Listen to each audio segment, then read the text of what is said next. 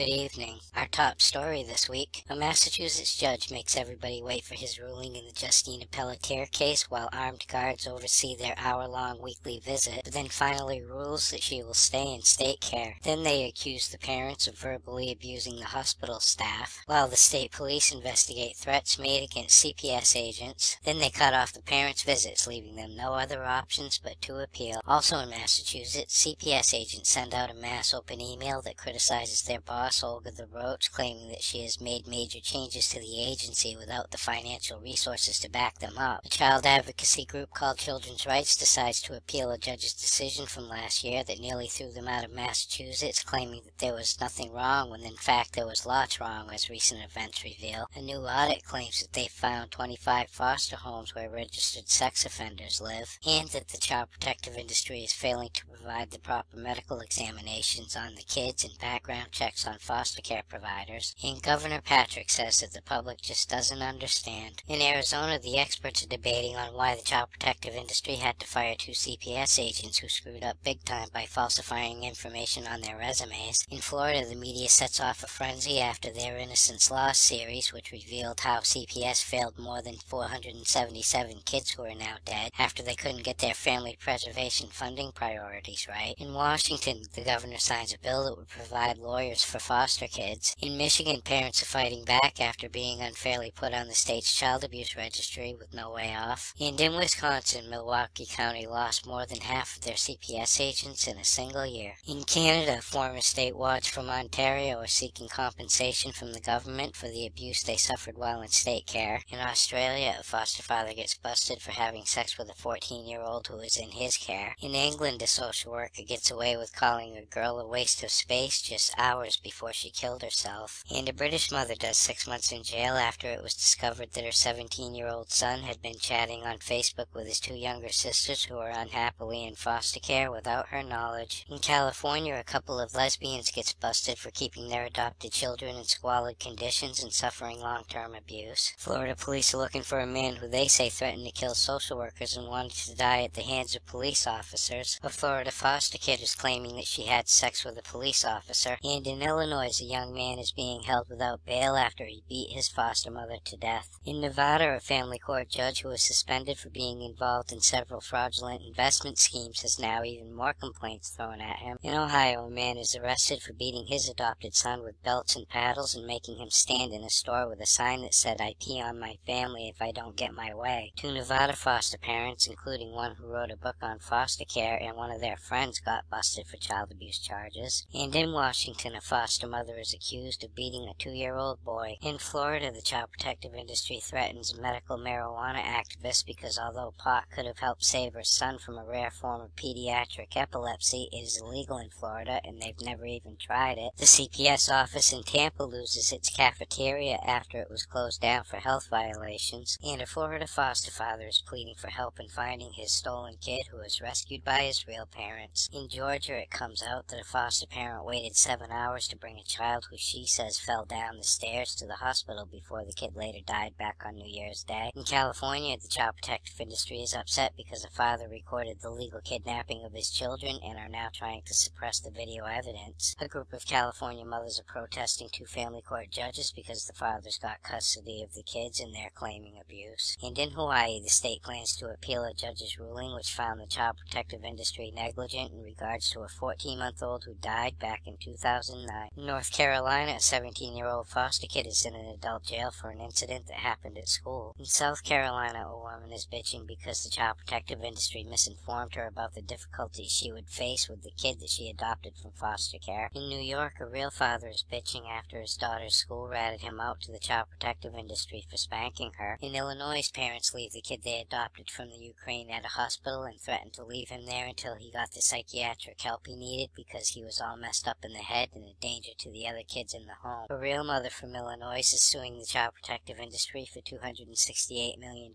for wrongfully snatching her kids. And finally, tonight in Arizona, a homeless mother gets a job interview and tries to better her situation, but ends up having her kids taken away by CPS agents and landing in jail for leaving them in the car during the interview when she had nothing else to do with them. For these stories and all the latest dirt on the child protective industry, visit www.legallykidnapped.com. And until next week, this is Baby LK. Over and out.